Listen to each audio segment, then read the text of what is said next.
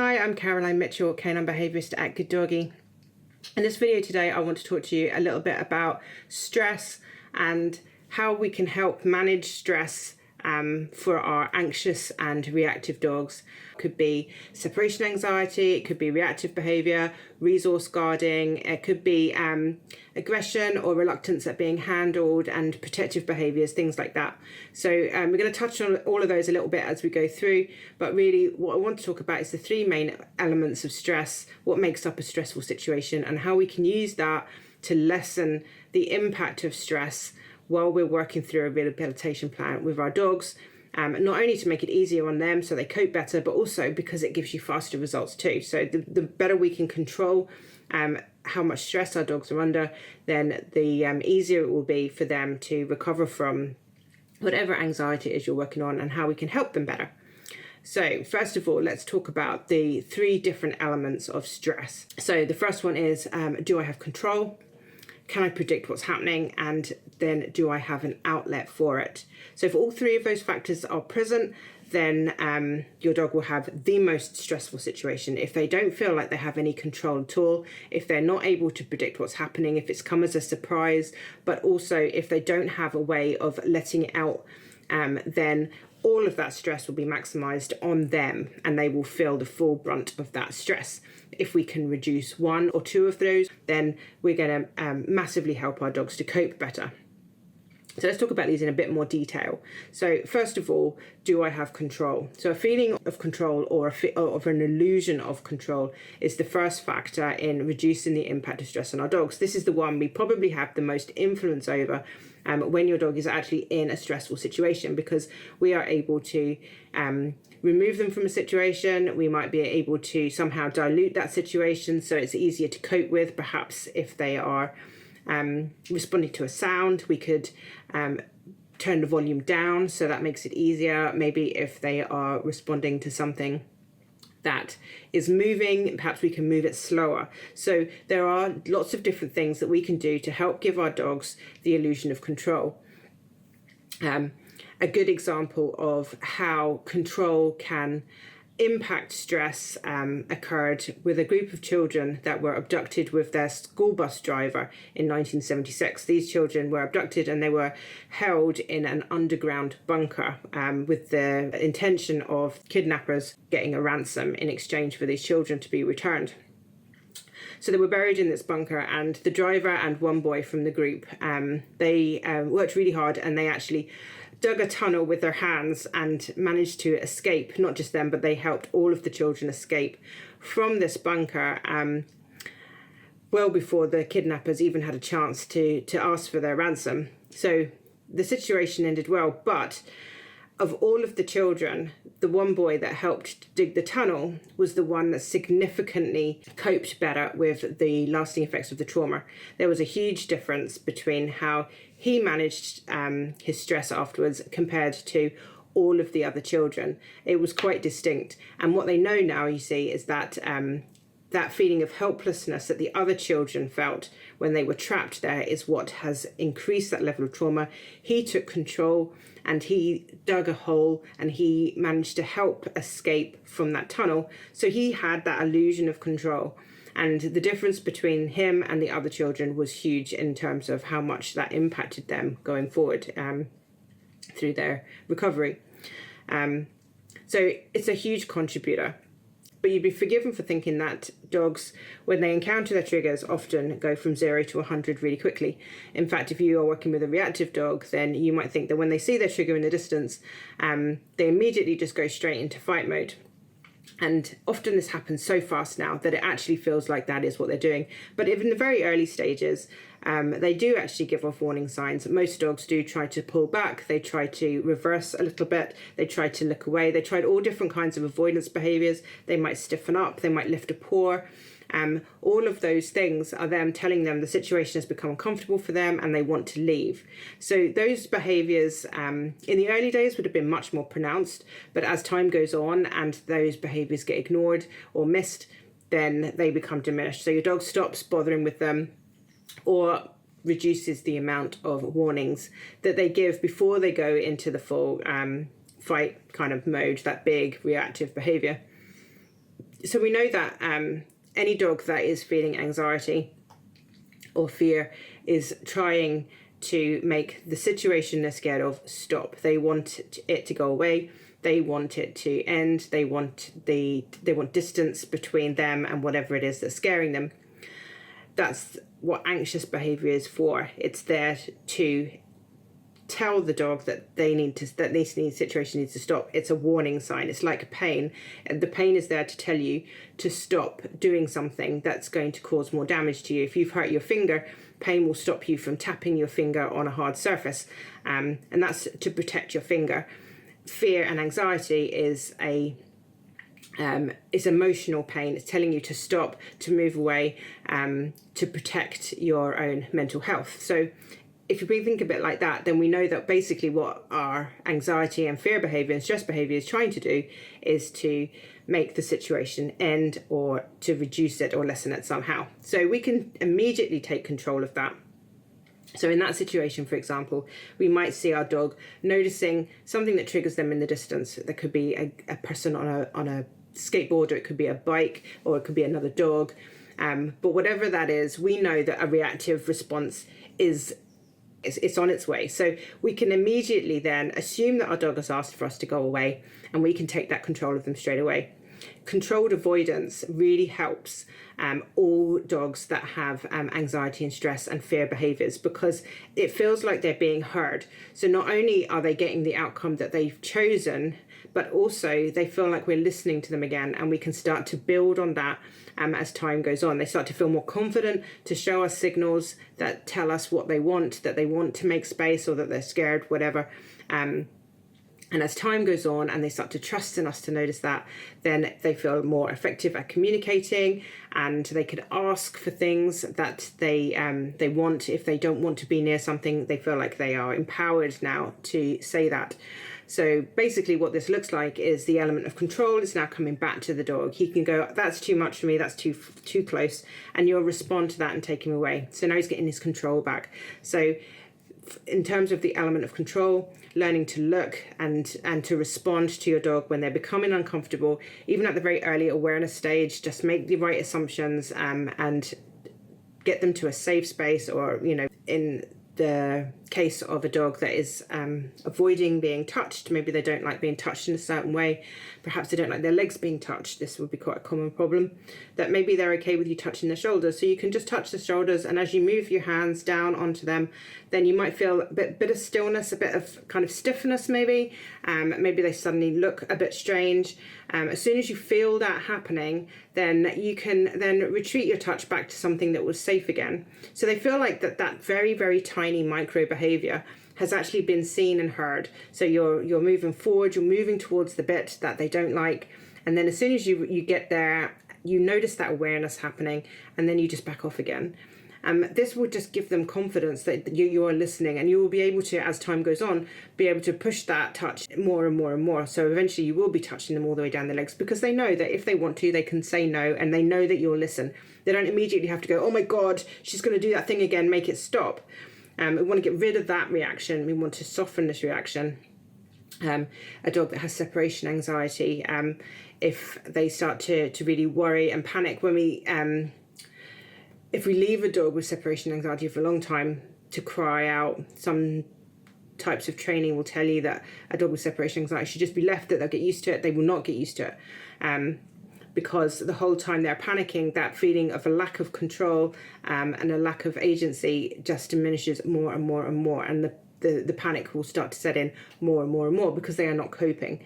But if we can respond to them before they get to that, then again they're going to start to feel like we're listening to them, and we can start to build confidence with that. Secondly then, so the next part, the next element towards stress is, can I predict what's happening? Do I know what's coming next? Knowing something bad is going to happen to you really, really lessens the impact of that stress response. So we're perhaps in a territory here where we're talking about maybe having an injection or something like that. When we're children, we get a countdown to an injection, 1, 2, 3, and then on 3, then the injection happens. There's a reason for that, because it lessens pain, it lessens anxiety, it lessens stress. Just knowing something's going to happen, even if it's bad, is preferable to being in a situation where something is unpredictable. So they tested this on a group of soldiers who were working up at night. It was random days, random times, and they were woken up and put into survival situations, into emergency situations. And they measured their overall stress levels, they measured their cortisol levels while they did this. And then they did the same experiment again, but they got them up at exactly the same time every single night. So in the first instance, they were only getting random wake up. So there would be some nights where they didn't get it at all.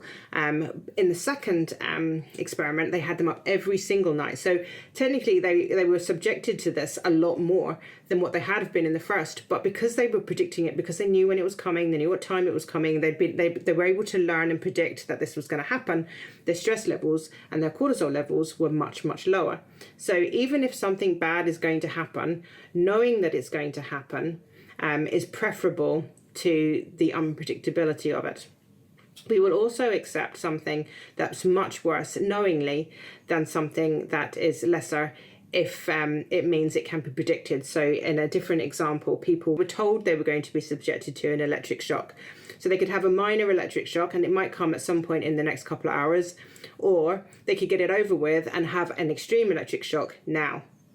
Everybody chose now because it was much less stressful to know that this thing was going to come, be over with and done, and they could leave, rather than sit around waiting for a couple of hours knowing whether it may or may not come or when it was coming or anything like that. So that anticipation of something may or may not happen and when it may happen is much more stressful.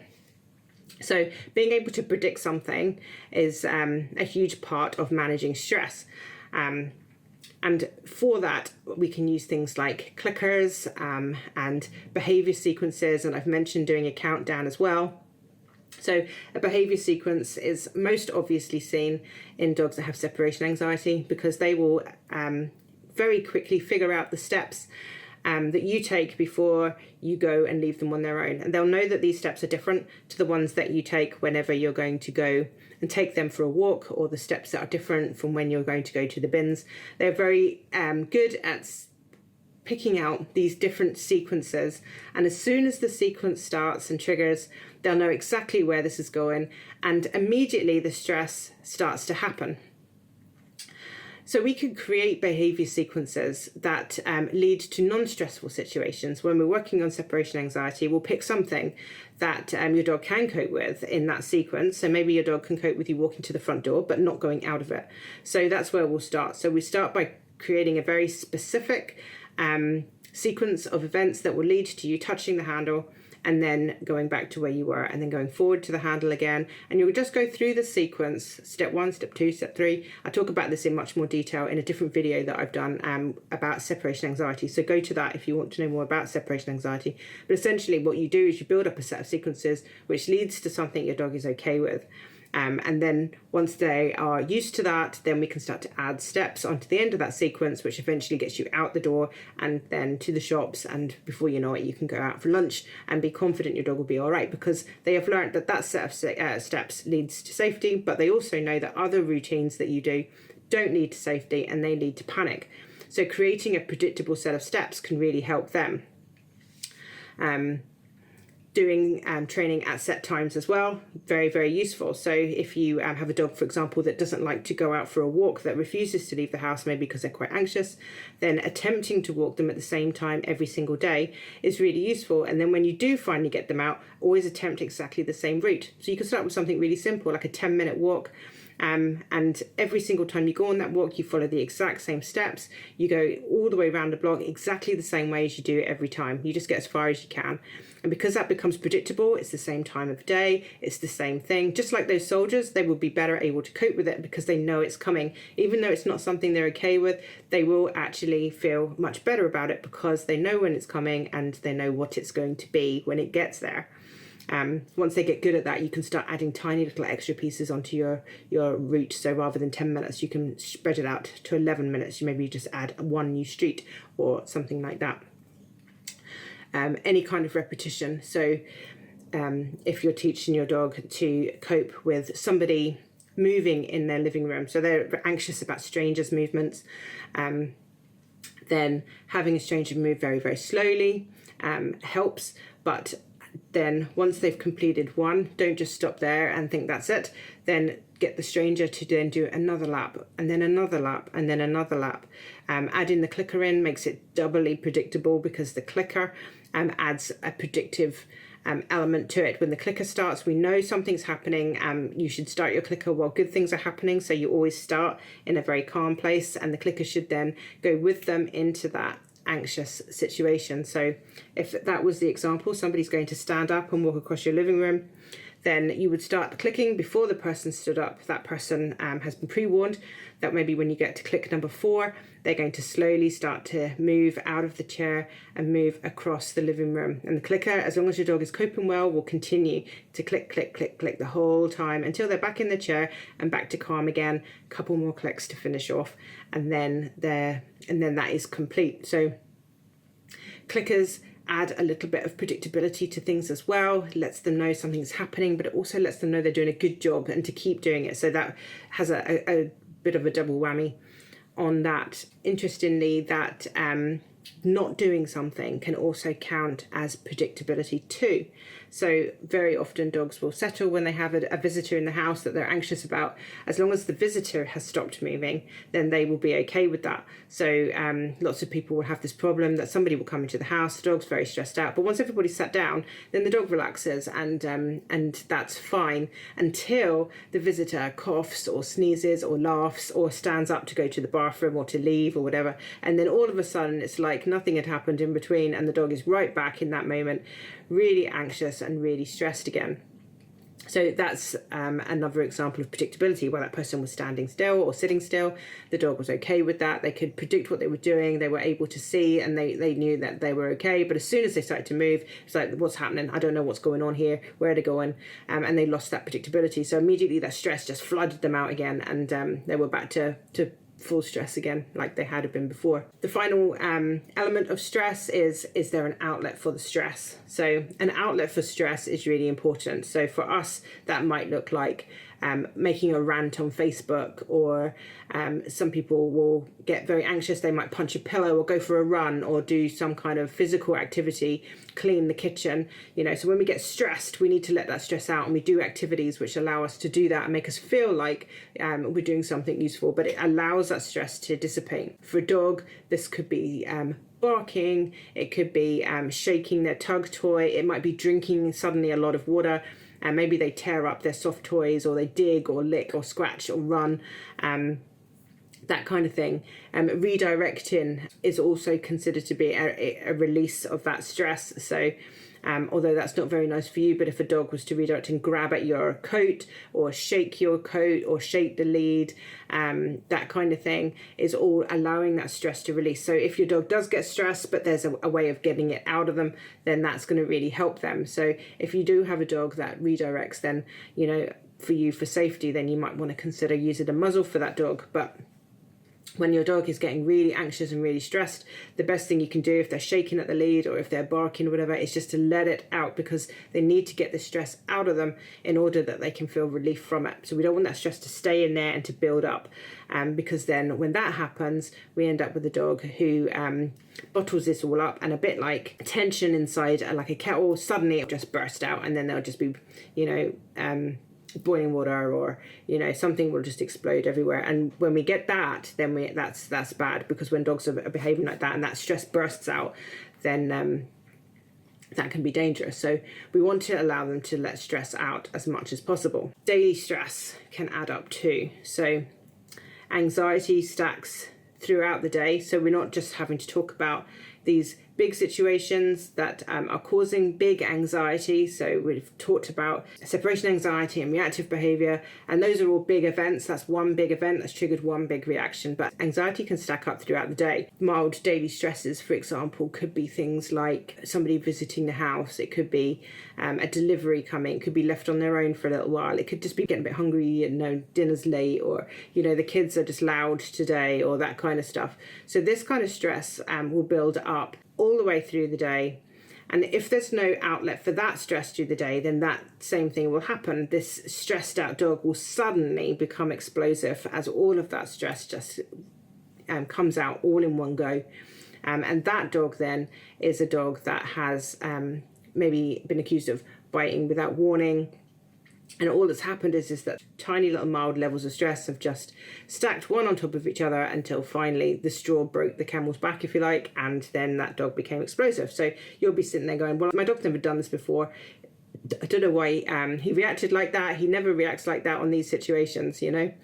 So I think about like a bucket that's catching drips from a leaky pipe, you know, that if we keep emptying that bucket regularly, then the bucket's never going to overflow. But when it gets too full, it's only going to take one drip to push it over. And at these times, then we could be witnessing the start of a new behaviour problem, because this is just a result of little tiny bits of stress that have added up throughout the day, just constant exposure to little mini stresses. But when that bursts, whatever it is that causes that bursting behaviour, that will be remembered. So maybe your dog is feeling a little bit stressed all day long, and then they come and they're trying to eat their food, and somebody walks into the kitchen and they're just like, that's it. And now all of a sudden you have a resource guarder, because that stress has just added and added and added all day long.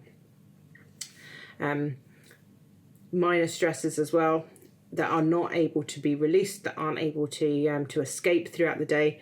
When this happens, we can end up with chronic stress, which basically that will lead to an inability to respond normally to situations that might be stressful. So again, in that case with that resource guarder, a normal response to that might have even just been to stare at you and say, just go away, you know, a bit of stiff body language might have been enough.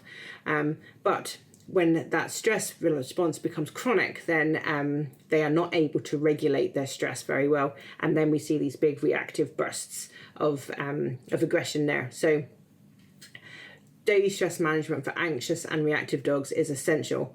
But we're going to come back to that just at the end of the video. I want to talk now just a little bit about what counts as stress and rescue dogs, because rescue dogs, for them, everything in their life is new. So the day that you went and got your dog from the pound, you walked into the pound, popped a lead on him, stuck him in a brand new car. He doesn't know you. He doesn't know your smell. He doesn't know your car. He doesn't know the sounds of it. He doesn't know how it moves. He doesn't know where he's going. He doesn't know he's going to be safe. So before he's even left the parking lot, your dog is already full of brand new experiences. And all of these brand new experiences are starting to take their toll very, very quickly. So your dog's going to be anxious in the car all the way home. Stress is building up. He doesn't know where he's going. He doesn't know who you are, what you're going to do to him. Are you kind? You seem kind, but you know, at this kind of stage in his day, he's really not giving anybody the benefit of the doubt right now. He's now properly in survival mode. So we drive him home. You take him into your house, which is also full of brand new smells. Your carpet's different to one that he's seen before. It smells different. There's different people in there. He doesn't know any of those people. A different dog has peed on your lamppost outside the front of your house, so that's stressing him out. He can hear noises he's never heard before. There's a cat nearby. Your heating makes funny noises. He doesn't know if he's going to get fed or not, or if what kind of food it is. There's so many different things. And literally all he's done is left the pound. 20 minutes later, he's arrived at your house. In that particular moment, he's so overwhelmed by new experiences and that anxiety about where is he going and will he be okay. So for the next 3 days, he is just trying to figure out if he's safe or not. He doesn't know the rules of your house. He doesn't know who the people are. You might have visitors. You might try and bath them. All of these things just add more and more and more and more and more.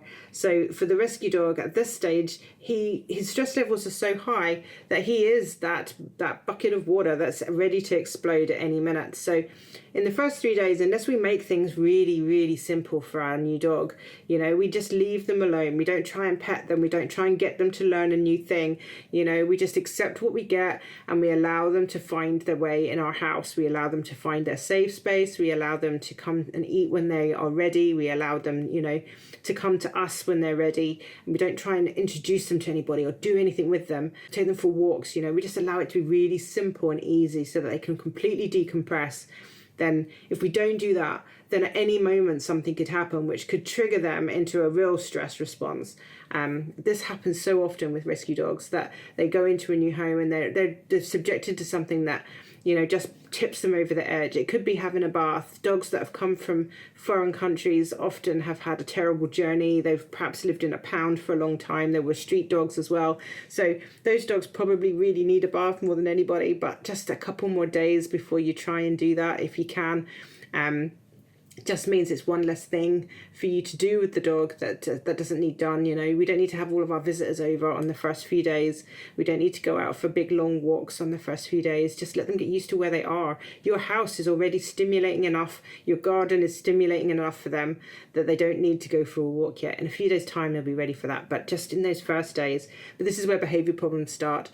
And it's not uncommon for somebody to tell me that their dog was great when they were in the pound. They were mixing with other dogs, and now they can't because they went for a walk in those first few days where they were so vulnerable, so full of stress, that they just didn't cope very well, and everything was just hard, and they didn't like being approached by other dogs while they felt that vulnerable, and all these other things were happening. So that's a behaviour problem that wasn't there but started in the first 3 days. Food guarding problems can start in the first few days because there's elevated levels of stress put our dogs into fight or flight mode, and when they're trying to eat, the only response they can do is either run away or be aggressive. And when they're trying to have their dinner, then running away is not a great option, and they probably don't know where to run to either because they're a rescue dog. They don't know where they are, they don't know where the spaces are, they haven't found a safe space yet.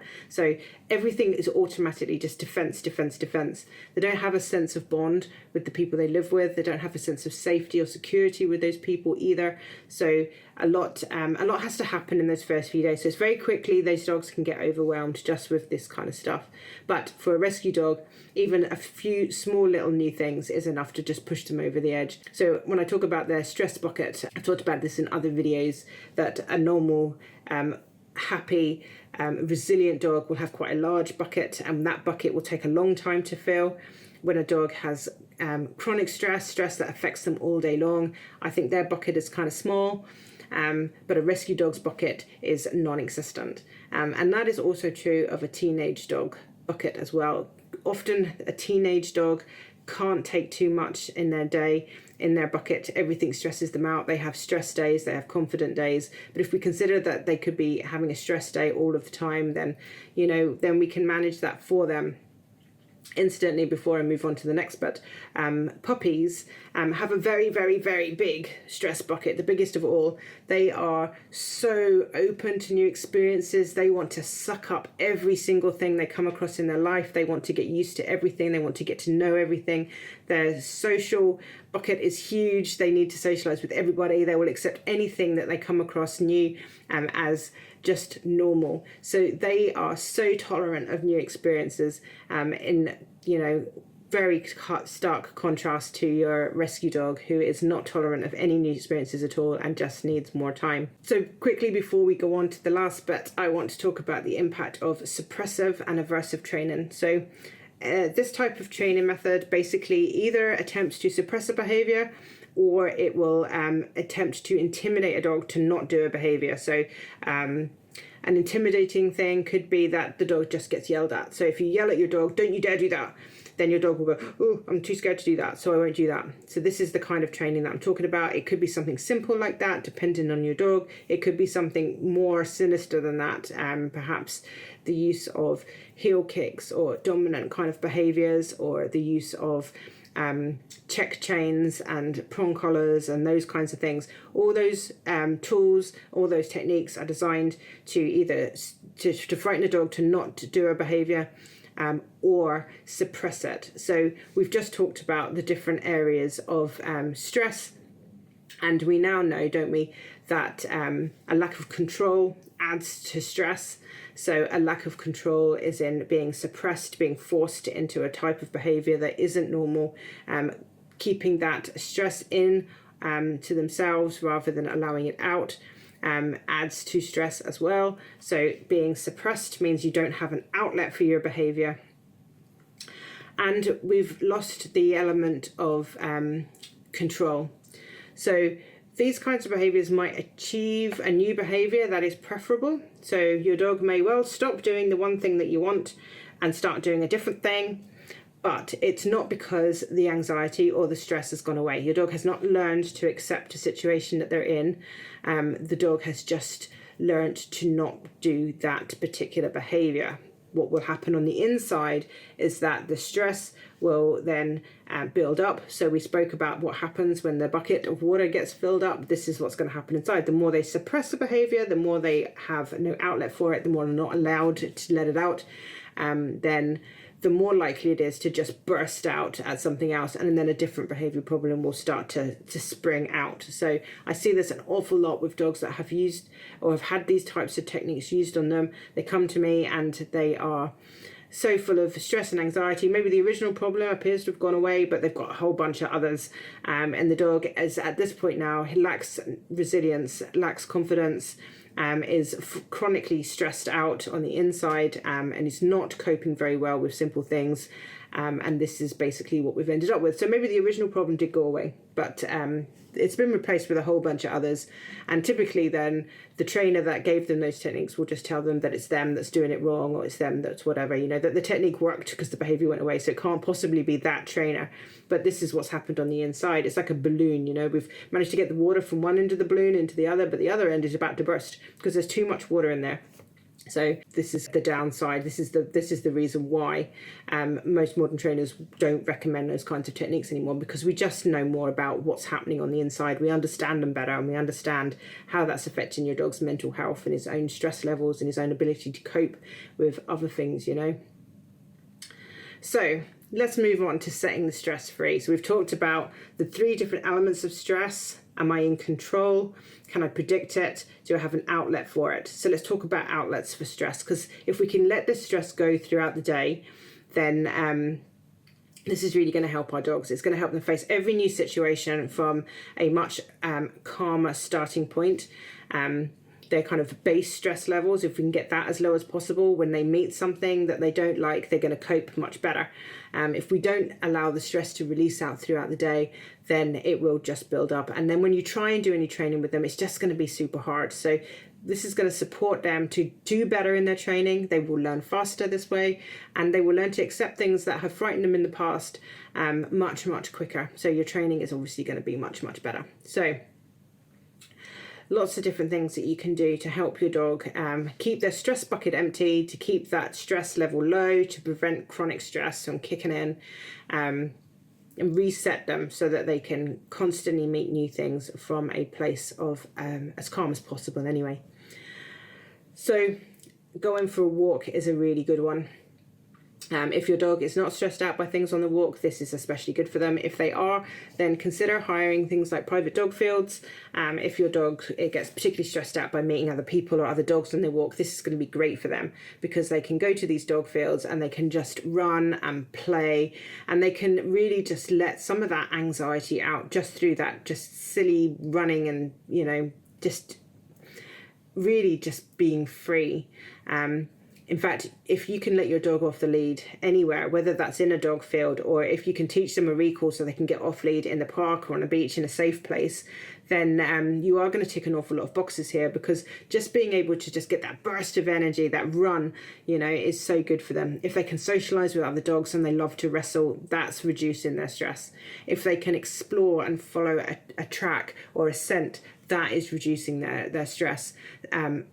Following scents and tracking things and searching for things is probably the biggest stress reducer that you can give your dog, because searching is the opposite of anxiety on the emotional scale. So they can't be anxious while they are searching. It's just not possible. So if we can encourage them to do proper searching games, and I don't mean just scatter some treats around so they can look for them. Looking is not the same as searching. We really want them to actually get their nose onto the ground, find a scent, and to actually follow it and see where it goes and see where it leads them to, who's at the end of the scent, you know. So if they can get off the lead in the local dog field that you've hired, and another dog was in that field an hour ago, they might decide they get interested and follow that dog's scent around the park a little bit, you know. That searching and following is so good for their mental health, and it's so good for reducing their general overall stress levels. But charging around like a lunatic, wrestling and playing with friends, tearing things. So many dogs love to shred their toys. They love to pull the stuffing out. And as long as it's safe to let them do that, please do. So often people say, oh, I don't bother to give him toys like that because he just ruins them. But that's his joy and that's his stress outlet. It's a great way of releasing stress, just breaking something, tearing something, you know. It's fantastic for dogs, biting down hard on things. It's a huge pain reliever and stress reliever. It's not a coincidence that women used to be given things to bite on when they were going through childbirth, before we had much better ways of numbing pain and helping them through these things with our breathing and all of that kind of stuff. You know, that's how they used to do it. It didn't just used to relieve physical pain, but also the stress levels as well. And the two things are really very closely related. You know, if you're very anxious, you'll feel physical pain much more, and vice versa. If you feel very physically ill, then you're going to suffer with anxiety. So the two things are actually very similar and very close. So numbing one will really help another one. And on that, maybe this is a good time to mention taking your dog to a vet if they have problems with any kind of anxiety or any reactivity or any problems with that, and especially so if it's just come on suddenly, because pain is so integrated into behaviour that even if the pain didn't cause the problem in the first place, as we know, stress can exacerbate pain and pain can exacerbate stress. So the two things are so closely related.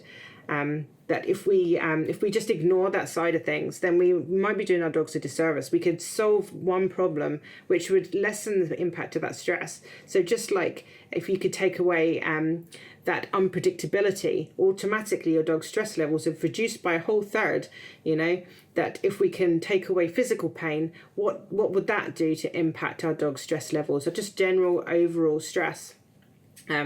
So go and get your dog checked out by the vet. And it's many times I would see a dog that has been having some kind of behaviour problem for a long time, and it's been written off as not being medical because it's not obvious. You can't see it. The dog's not limping, they don't cry when they walk, or they don't do anything weird, they don't scratch a lot, that kind of stuff. But actually it's turned out there has been something in there. They've got problems with a shoulder pain, or they've got a hip pain or something like that. Getting that solved means that all the work you're going to do is actually going to pay off. If your dog is suffering with an injury underlying, and it's still there while you're trying to rehabilitate them to stop food guarding, but in the meantime they're full of stress and pain from that shoulder, your efforts are not going to pay off, and it's going to feel like that didn't work for you, and you'll probably just write all of those training methods off as not working, and you'll move on. So that's a great way of relieving just daily stress. Licky toys are good. Get a lick mat or a Kong or something like that so your dog can spend time licking. Licking is a very soothing behaviour for dogs. It takes them right back to that comfort of when they were suckling from their mum. It's the dog's version of thumb sucking, you know. So a lick mat's really good. Digging boxes. Dogs love to dig and they love to find things in digging boxes or sand pits or something like that.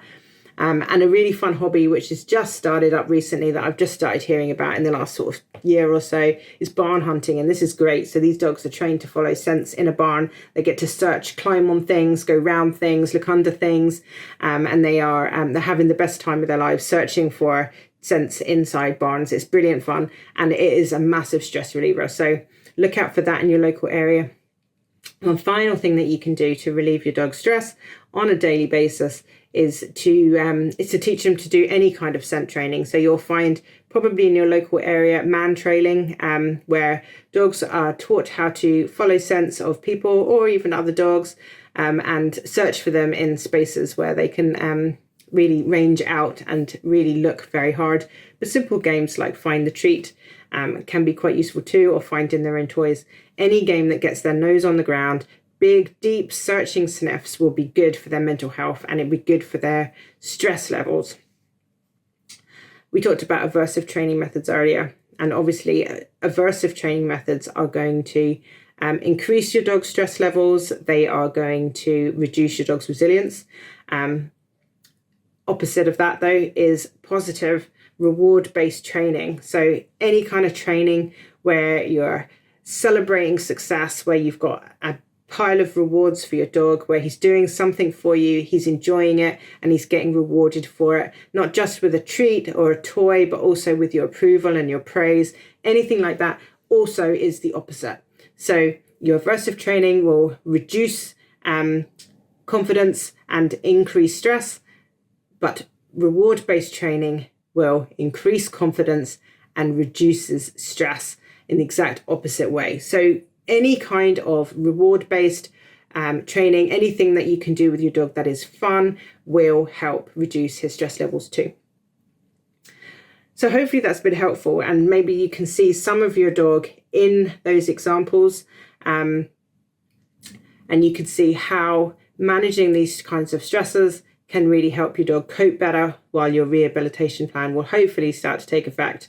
But the key takeaways are: make it predictable, give your dog some element of control, give him an outlet to release the stress, and not just in that moment, but all day long, letting those tiny little bits of daily stress that are building up, just get them out, so that when he does meet something in his training sessions, when he does come across his trigger, he's able to cope much better with that. And your training will progress at a much bigger pace and a much faster and more capable way. Hopefully that's helped, and I will see you in the next video. If you've got any comments, let me know in the comments below, and I will see you soon. Take care for now. Bye bye.